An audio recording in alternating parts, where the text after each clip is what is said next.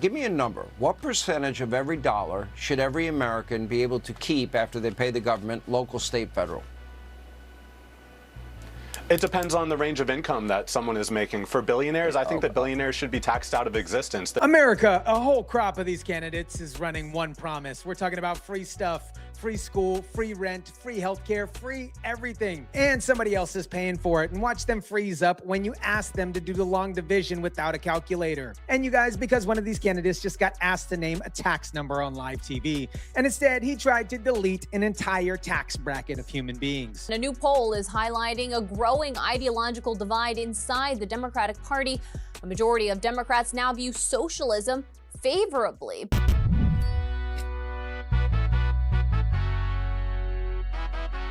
What is up, guys? Tyson DeLaCruz here. Thank you so much for rocking with me. 58% of Democrats now say that they like socialism more than capitalism. That is not a fringe number here anymore. That is a majority of a major American political party. And this year, that number turned into actual candidates. If we look at New York with Zoran Mamdani, and we look at Malat Quiros, I think that's how you pronounce her name, just ended a 29-year congressional career in Colorado. And then we have Abdul Al-Sayed running for Senate in Michigan against a candidate who outspent him 80-1. The Democratic Socialists of America went from a club that nobody actually knew the name of to 129,000 members on an actual bench. You guys, I want you to picture this for a second. Imagine that every single gas station in this country ran on the honor system. You pull up to the gas station, you pump first, and then you pay after. Now, imagine a whole line of people at the pump who decided that paying after is just not for them anymore. They just don't want to do it. And they're voting for a guy promising to make the pump free. They're making gas free. Somebody's still paying for the gas. It's just not going to be them. Give me a number. What percentage of every dollar should every American be able to keep after they pay the government, local, state, federal?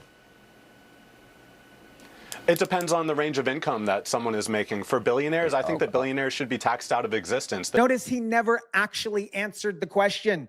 Sean Hannity asked him what percentage of the dollar that an American can keep. Larkin skipped the math entirely and jumped straight into erasing an entire tax bracket like it's a Thanos snap. It's not a policy. That is a fantasy with a hashtag. Do you believe in owning the means of production, as the Marxists used to say?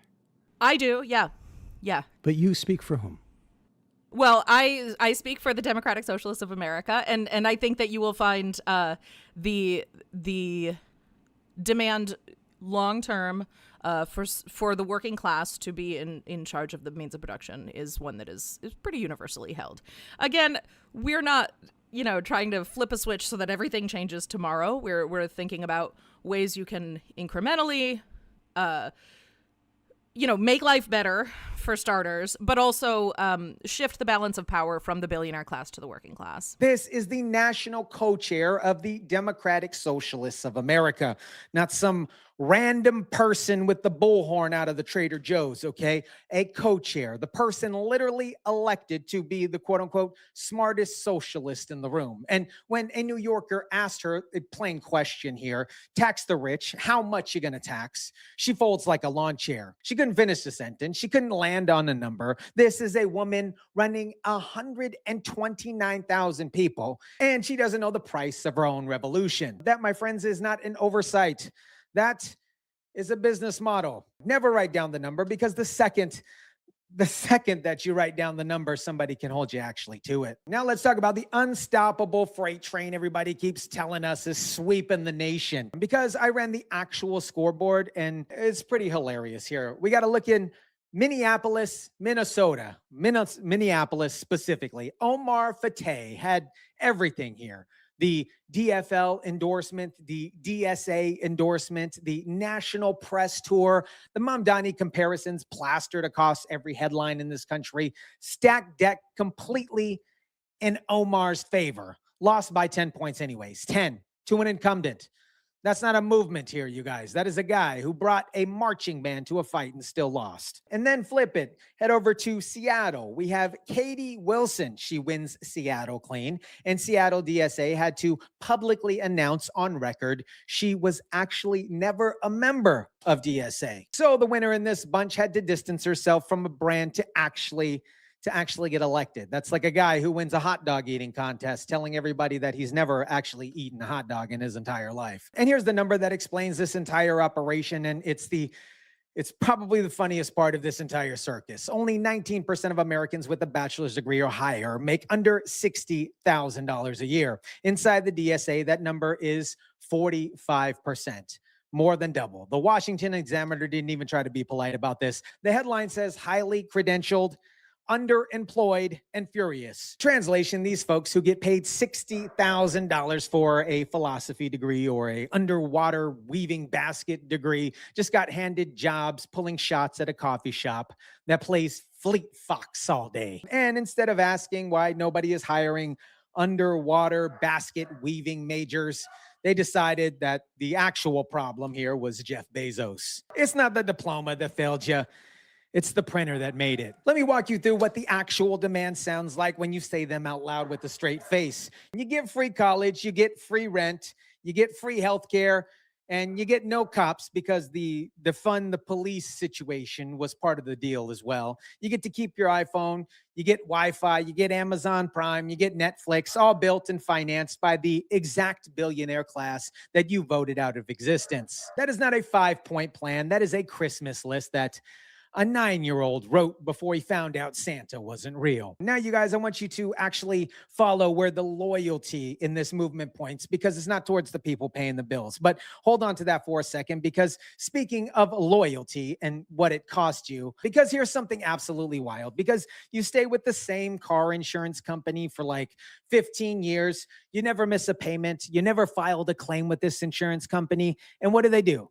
Tell me what they do. They raise your rate every single quarter. My friends, that is not a reward. Meanwhile, the guy who switched insurances last week, brand new customer, no history with anybody, he's paying less than you. He's paying less than me.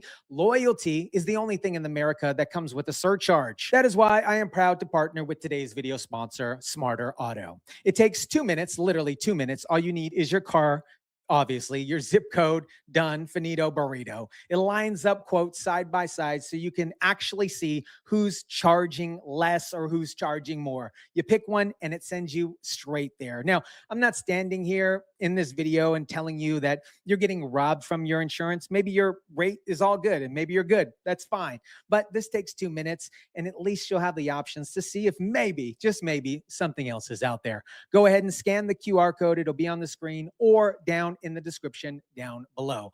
Now, let me show you where the loyalty in this movement actually points. The provincial foreign affairs department staff called us VIPs and treated us royally. A DSA member from New York flew to Beijing.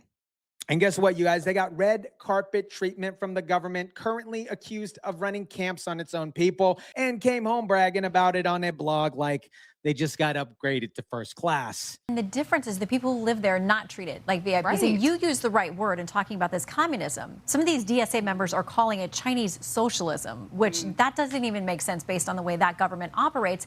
Of course, you're treated like a VIP. They want you to see only the best of what can happen in this society by their estimation.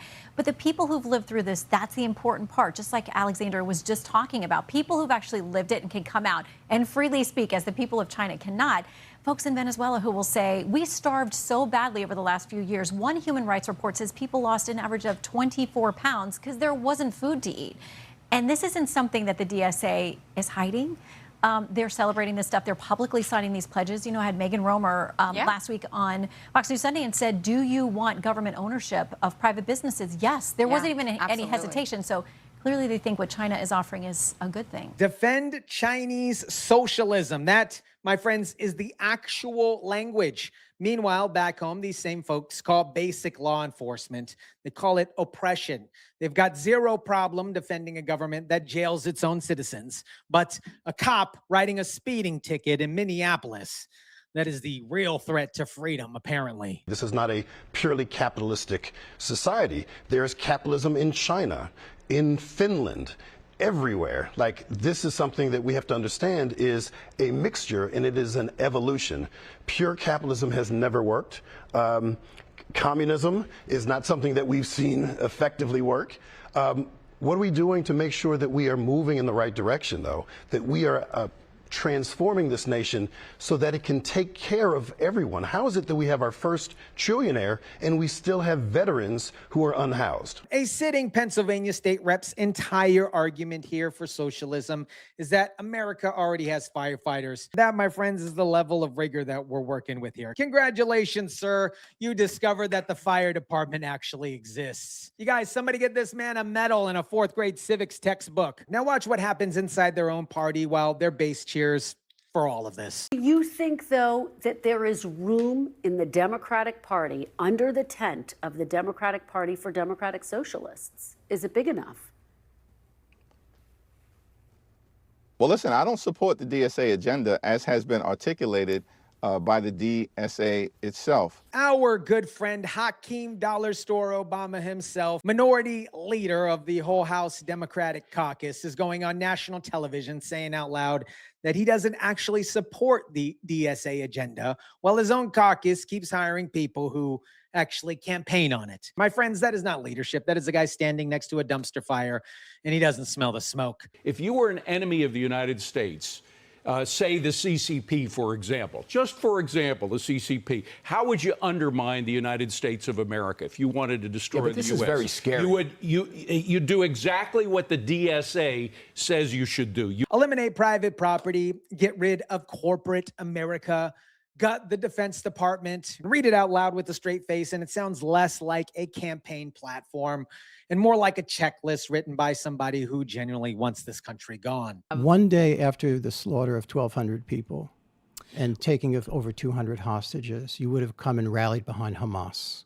You would have gone to that rally had you been able. That's a good question. I probably would have, yeah. That same woman couldn't give a tax number under 30 seconds, needed 0 seconds to say that she's shown up to a rally celebrating October 7th. She had a hard answer ready for that one. Funny how the confidence shows up the second that the topic stops being math. Okay, so this is her policy. No Christmas, no Thanksgiving, no July 4th, no Halloween, no Valentine's Day. One place you don't have to worry about running into Francesca Hung, Party City. Also, I couldn't make a character like this up, and she's running for governor of a big state, Wisconsin. She also said that she once left a restaurant because she had an anxiety attack from being around, quote, too many old white people. Well, there's an easy solution to that. Don't go to Cracker Barrel. And even the guy who's been calling himself a liberal his whole career is standing on stage laughing how far the rails have gone off. When Bill Maher becomes the voice of reason in the room, I think we've officially lost the room. Here's the actual math that nobody on that stage wants to run. A Washington Post poll in July found that less than half of all Americans would support a Democratic Socialist for president. 54% of independents rule it out completely. No exception. So the coalition currently getting excited about taxing billionaires out of existence is the minority talking to itself in an echo chamber built entirely off of retweets. Somebody's going to have to pay for the free college, for the free bus rides, for the free daycare, for the free grocery stores, the free rent, the free everything. The math doesn't care how many likes you got on a tweet. When the billionaire class shrinks and leaves a state or city, the tax base doesn't disappear with them. It just moves down the rung, straight to the working class guy who's working a double shift, who never asked for any of this. America, they want billionaires gone, but they still want to keep that same day shipping. They want no cops right up until somebody breaks into their apartment. They want a system that isn't purely capitalistic, typed out on an iPhone, a purely capitalistic company built. It's not a revolution. That is a Groupon for other people's money, and the fine print always lands on somebody who never got a vote on that particular matter. They followed the brochure, picked up the degree, waited in line for a paycheck that never came, and they're asking you to foot the difference. Let me know what you think about this. Drop it down in the comment section down below. Smash the like button if you kindly would. Share, subscribe, and as always, guys, I'll catch you on the next one.